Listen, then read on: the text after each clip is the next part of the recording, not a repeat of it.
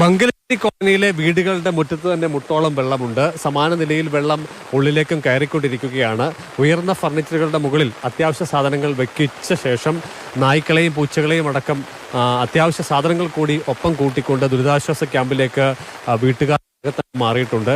നഗരസഭ പരിധിയിലെ നദിയോട് ചേർന്ന പ്രദേശങ്ങളിൽ താമസിക്കുന്ന 3 കോളനിയിലെ ആളുകളാണ്. ഏറെക്കുറെ 52 കുടുംബാംഗങ്ങളാണ് ദുരിതാശ്വാസ ക്യാമ്പിലേക്ക് മാറിയിട്ടുള്ളത്. കഴിഞ്ഞ രാത്രി 2 മണിയോട് കൂടിയാണ് സെന്റ് തോമസ് ഹയർ സെക്കൻഡറി സ്കൂളിൽ ക്യാമ്പ് ആരംഭിച്ചിട്ടുള്ളത്. മംഗലശ്ശേരി കോളനിയുടെ ഈ ഭാഗം എന്ന് പറയുന്നത് വീടുകളുള്ളതാണ്. അതിനുശേഷം വരുന്ന പ്രദേശം വയൽ പ്രദേശമാണ്. അവിടെ നിന്ന് ഏറെക്കുറെ ഒരു 300 മീറ്റർ കൂടി കടന്നുപോയാൽ ഒഴുകുന്നത് മണിമലയാറാണ്.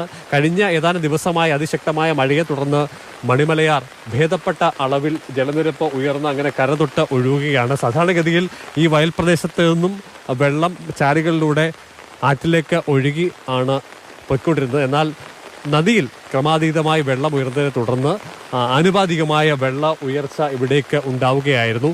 മണിമലയാറ്റിൽ വെള്ളം ഉയർന്നാൽ പത്തനംതിട്ട ജില്ലയിൽ ആദ്യം വെള്ളം കയറുന്ന മേഖലകളിൽ ഒന്നാണ് ഈ കോളനി പ്രദേശം മംഗലശ്ശേരി. അതിനാൽ തന്നെ ഏറ്റവും ഒടുവിൽ മാത്രമായിരിക്കും ഇവിടെ നിന്നും വെള്ളം ഒഴുകിപ്പോവുകയും ചെയ്യുന്നത്. ഇന്നലെ മുതലേ മിനിഞ്ഞാന്ന് വെള്ളം കയറിയായിരുന്നു. അപ്പോൾ കയറി കഴിഞ്ഞിട്ട് വൈകുമ്പോഴത്തേക്ക് അങ്ങ് ഇറങ്ങി കഴിഞ്ഞിട്ട് പിന്നെ വീണ്ടും ഇന്നലെ തൊട്ട് വീണ്ടും കയറിയത്. അവരെല്ലാം രാത്രി കൊണ്ടും രാവിലെ കൊണ്ടും പോയി. ഞങ്ങൾ സ്വല്പം താമസിച്ചു. എന്തൊക്കെ സാധനം എടുത്തു? അത്യാവശ്യം ഞങ്ങൾക്കുള്ള ഡ്രസ്സുകളും ഒക്കെ എടുത്തിട്ടുള്ളൂ. മംഗലശ്ശേരിയിൽ മാത്രമല്ല, പുളിക്കത്രമാലി, ആറ്റുമാലി പ്രദേശങ്ങളിലും സമാനമായ സ്ഥിതിയാണുള്ളത്. കാലാവസ്ഥാ പ്രവചനം അനുസരിച്ച് അടുത്ത ഏതാനും ദിവസങ്ങൾ കൂടി ശക്തമായ മഴ തന്നെയാണ് പ്രതീക്ഷിക്കുന്നത്. അതുകൊണ്ട് തന്നെ വെള്ളം ഉയർന്നതിനെ തുടർന്ന് വീട് വിട്ടുപോയ ആളുകൾക്ക് ഏത് ദിവസം വീട്ടിലേക്ക് തിരികെ എത്താൻ കഴിയുമെന്നതിൽ ഒരു നിശ്ചയമില്ലാത്ത സ്ഥിതിയാണുള്ളത്. വെള്ളം ഉയർന്നതിനെ തുടർന്ന് തടസ്സപ്പെട്ട വൈദ്യുതി ബന്ധം പുനഃസ്ഥാപിക്കാൻ ദിവസങ്ങൾ എടുക്കും എന്ന് തന്നെയാണ് KSEBയിൽ നിന്ന് നമുക്ക് ലഭ്യമാകുന്ന വിവരം. CK Abhilal, Mathrubhumi news.